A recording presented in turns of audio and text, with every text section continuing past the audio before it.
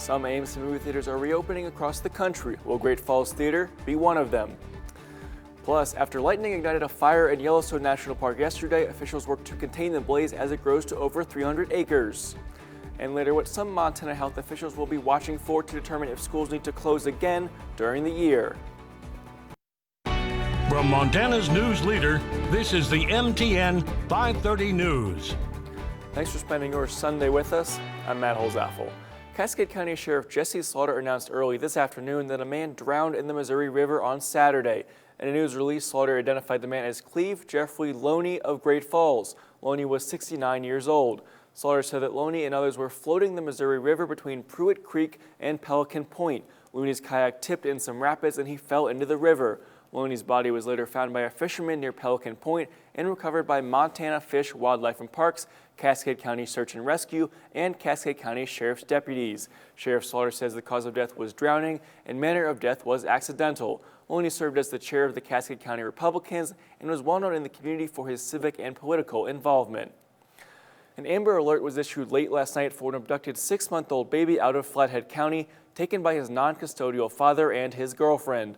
According to the alert, Andrew Warner and Haley Emerson abducted 6-month-old Lucas Warner from Columbia Falls Saturday. Andrew is the non-custodial father and is reportedly bipolar and off his medication. Andrew, who is 20 years old, is white, about 6 feet tall, 160 pounds with blonde hair and hazel eyes. Emerson, who is 19, is white, 5 feet, 195 pounds with blonde hair and green eyes. The alert was issued searching for a white 1990s to 2000 Chevrolet extended pickup truck with unknown plates. The Dodge Dakota in the previous alert has been located. Possible destinations include the Bob Marshall Wilderness, South Dakota, North Dakota, and Wyoming. If you have any information, please call the Flathead County Sheriff at 406-758-5610. Just over 50 new cases of COVID-19 in the state of Montana today. Let's take a look at those numbers. Just under 6,500 total confirmed cases. Meanwhile, our active case count sits just a hair under 1,500. Almost 5,000 recoveries, though, from the state. Some good news there. Cascade County shows 32 active cases at the moment. Lewis and Clark County has 40. Montana still sits ahead of Hawaii, Alaska, Maine, Wyoming, and Vermont in total cases. That puts us at 45th among the United States. We made it through the last 5 months of the pandemic using online streaming services alone, but this weekend will be the last you'll have to opt in for an in-home movie experience. This Thursday, Great Falls AMC will be back in business as part of the company's efforts to reopen the majority of their theaters before Labor Day weekend. However, you'll notice some changes to your movie-going experience when you return to the theater. Moviegoers must wear masks upon entry. Can only remove them when consuming concessions. Concession menus will be shorter to prevent long lines from forming, and auditorium capacities will be reduced to 40% or less to ensure physical distancing. You can head to our website for an in-depth explanation of these changes. Today was a hot day for the Treasure State, and we're expecting hotter conditions tomorrow. Let's send it over to our STORMTRACKER weather team to find out why. Grant Garland joins us now. Grant? Yeah, Matt, that's right. We're still looking at staying 10 degrees above the average for this time of year for the Electric City. Today's temperatures got up to around 92 degrees. Out towards Cut Bank, well, you guys got it off with a little bit cooler temperatures at 88, 87 in Lewistown. And tomorrow, we're going to be looking at staying well above the average again. 96 in Great Falls, 94 in Helena, 98 in Havre, and 101 degrees in Jordan. So far right now, we are looking at 93-degree temperatures for the Electric City, 92 in the capital, 87 in Lewistown, as well as Glasgow, and 88 in Jordan. And our winds, they aren't whipping as bad as they were yesterday, 13-mile-per-hour winds for Great Falls. As we look at the past 3 hours, we've been looking at sunny skies that has allowed us to really heat up. And tonight, we are going to be staying, again, kind of a little bit warmer, 60 degrees in Helena, 55 in Great Falls, 56 in Lewistown, 53 in Havre, and 59 in Hayes. Now, coming up, we're going to talk about our rain chances increasing for the area, as well as a cool down. But for now, back to you. All right, thank you, Nicole. Officials at Yellowstone National Park are reporting a wildfire about 3 miles south of Old Faithful. In an earlier release from the park, the fire was started by lightning on Saturday evening and has burned about 300 acres. Officials say the fire is not burning towards Old Faithful, and staff are putting protection measures in place should it move in that direction. The Grand Loop Road south of Old Faithful between Kepler, Cascades, and West Thumb closed temporarily on Saturday at 10:30 p.m. due to smoke. At last report, it remains closed today. Other closures include backcountry campsites OA1, OA2, and OA3, as well as the Lone Star Geyser Trail. Campfires are not currently allowed in the backcountry. For the first time since March, many students around the state will begin in-person learning this week. How long will that last is the question many have been asking. MTN's Mitch Laggy has more on new COVID benchmarks officials will be watching closely. As it stands Sunday, half of Montana's 1,500 active COVID-19 patients are from Yellowstone County, and the health department recorded a 12% jump in new cases per day over the course of last week. A majority of Billings students will head back to the classroom on Monday amid the increase in case counts. And what I want to communicate to our parents and our teachers, our staff, is that we need to be flexible. Are we approaching numbers that could place us into remote? Possibly. I want us to be ready to change at a moment's notice and move to the direction we need to move when we need to move. Yellowstone County Health Officer John Felton shared 4 criteria that will be analyzed to make future decisions about schools. They have all been assigned a status from green to yellow and red. The first 2 measures require interpretation from doctors. The last 2 are purely data-driven. Officials will monitor the nature of new cases, including where they originate and the ages of those infected, keeping a particular eye on schools. Next is the status and capacity of the local hospitals and the health department to ensure there's enough help for contact tracing. And for data-driven points, officials will watch the 7-day average of new cases per 100,000 people. As well, the weekly positivity rate, calculated by the State Department of Public Health and Human Services. The clinical metrics we developed are designed to help us understand if things are getting better or if the direction is getting worse in our community, and how much of that direction is being affected by the schools being open.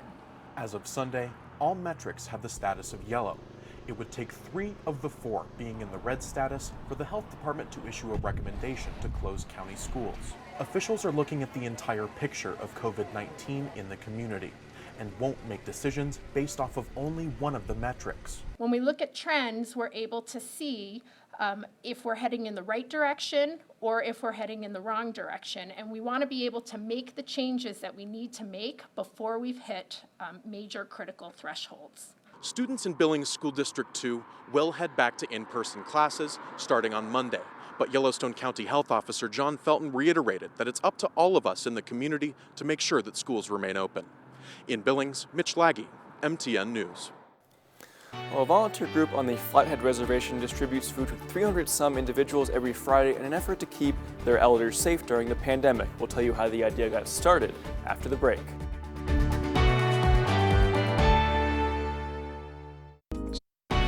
From Montana's news leader, you're watching the MTN 530 News.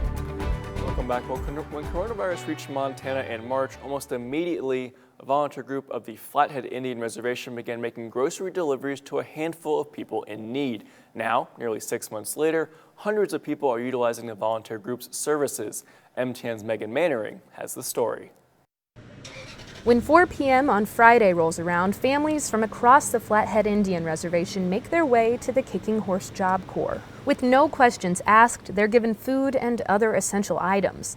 Tribal Representative Martin Charlo will tell you that these distribution days are the response to a community's cry for help. People in these rural communities don't have access to a lot of variety of food or services, or the transportation to go get those services. The initiative is led by a team of volunteers, and the driving force of their efforts is the urgency to protect their elders from COVID-19. A lot of the community members, a lot of talk of like, how are we going to protect them? How are we going to keep them home? How are we going to feed them, so they don't have to go to the grocery store? And what began as an emphasis on their elders has flourished into a booming operation where almost 300 individuals are served each week. Folks like Dan Webster and Vicki Thomas, for example. Well, we're both retired, but we don't go out we don't want to go and get the food from the stores and stuff.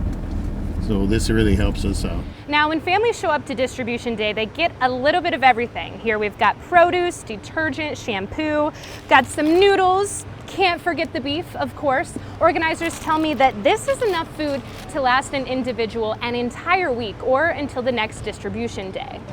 What started as a simple call to action is slowing the spread of coronavirus and bringing a community closer together. The people who who come through our drive-through are so gracious and they're so appreciative. And there's times that it's emotional because I know that we are feeding a family that needs help. In Ronan, Megan Mannering, MTN News. All right, thank you, Megan. Those distribution days happen every Friday from 4 to 6 p.m. Well, today we've been able to see the mountains due to the light model for our smoke plume forecast. Don't go away. Our 7-day forecast is coming up next. Storm Tracker weather starts now with Grant Garland. Welcome back, everyone. I hope that you have had a fantastic Sunday afternoon. So far, it's been a beautiful day to get outside, even though it has been a little bit warm. Thankfully, our humidity has been low to allow us to enjoy some time outside. Taking a look across Montana, it looks like we're seeing really mostly sunny skies across the entire state. 91 degrees right now in Fort Benton, 92 in Helena, 93 in Hayes, and Lewistown a lot cooler at 87 degrees if you want to consider that cooler. 88 right now for the overall high in Cut Bank, 92 in Great Falls, as well as over towards Helena, 87 in Lewistown and 92 in Havre. Now we are looking at very warm conditions continuing for the next couple of days. Our average for this time of year here in Great Falls is around 80 degrees. So we are 12 degrees above that. The record was set back in 1969 when it was 102 degrees, the same year that we got to see John Wayne in the original True Grit. Was awesome. Loved it. Currently 86 degrees in Cut Bank, 93 in Great Falls. So actually that should be our overall today for high. 92 in Helena, 87 in Lewistown, and 91 out towards Havre. Even though we aren't really looking at breezy conditions right now, we have seen our winds gusting up to 29 miles an hour in Cut Bank, 24 in Great Falls, 26 in Helena, out towards Glasgow, looking at around 22 miles an hour. Now, as we go throughout the day tomorrow, we are expecting to look at an elevated risk for fire weather right around the 4 to 6 p.m. corridor. So heads up, that's when we're looking at an elevated risk for fire weather. And things, though, will start to move out towards the east Monday night.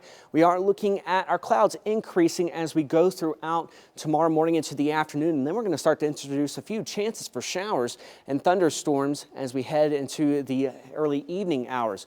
Going throughout the day on Monday, we will see, again, partly cloudy to mostly cloudy skies. Then on Tuesday, we're going to even have a better chance for showers. Right around 6 in the morning, could be looking at a few showers there. That then we start to see a redevelopment of showers and thunderstorms possible right around 4:30 on Tuesday. And this is what's allowed the National Weather Service as well as the Storm Prediction Center to say, hey, we could be looking at a few scattered to isolated severe thunderstorms possible, bring with them damaging wind gusts as well as frequent lightning on Tuesday. This is going to be mainly in the afternoon into the evening hours. How much rain could we be looking at, though? Well, for Monday, we could be looking at just a few traces of rain that really we aren't even expecting them to move over any of our weather sites. However, though, as we go throughout the day on Tuesday, by around 5:30, we could be looking at close to 2/10 of an inch of rain in Helena and just over 1/10 of an inch of rain in Great Falls. Lewistown possibly seeing almost half an inch. We're going to have to wait on that one, though. That's if we have a good size thunderstorm make its way over you guys. As far as tomorrow, with our wind speeds, we could be looking at 10 to 20 miles an hour for the most part, except for out in Jordan, looking at 20 to 30 miles an hour possible. As far as our next few days go, we are looking at staying above the average for this time of year, really, until Sunday when we dip below the average for this time of year, right around 69 degrees. And this is what we're talking about. The long-term forecast looking at really staying cold, kind of like a bullseye right there. Temperatures tonight falling down to around 56 in Lewistown, 55 in Great Falls, and 59 in Hayes. We are going to be warming up to 91 tomorrow in Cut Bank, 98 in Havre, and 96 in Great Falls.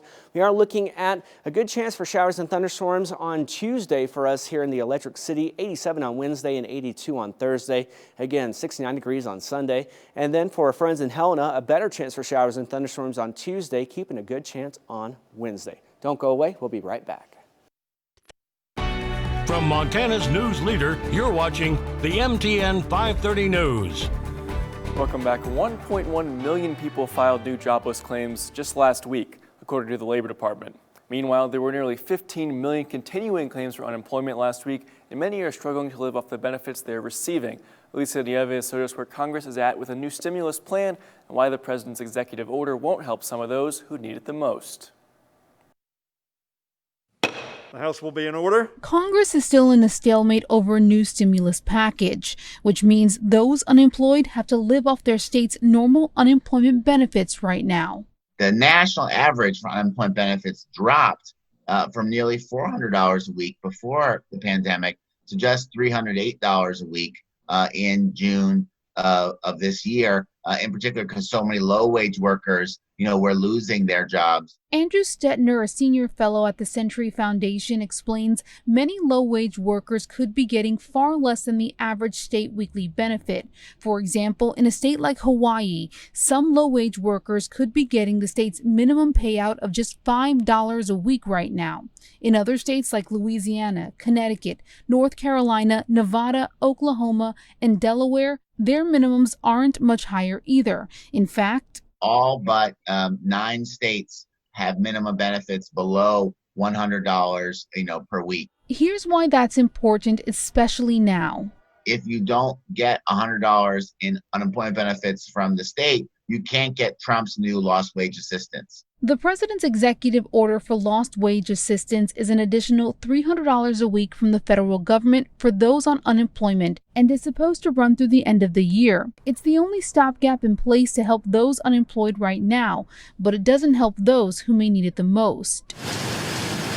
That's why many are urging Congress to quickly come to an agreement on the next stimulus bill that helps everyone struggling. It's a very difficult period. I think there is the will to continue federal unemployment benefits. The Trump executive order promises them through December 27th, but there's not enough money to fulfill that promise. So I think there is the will to do the right thing, but there's a lot of things that are getting in the way.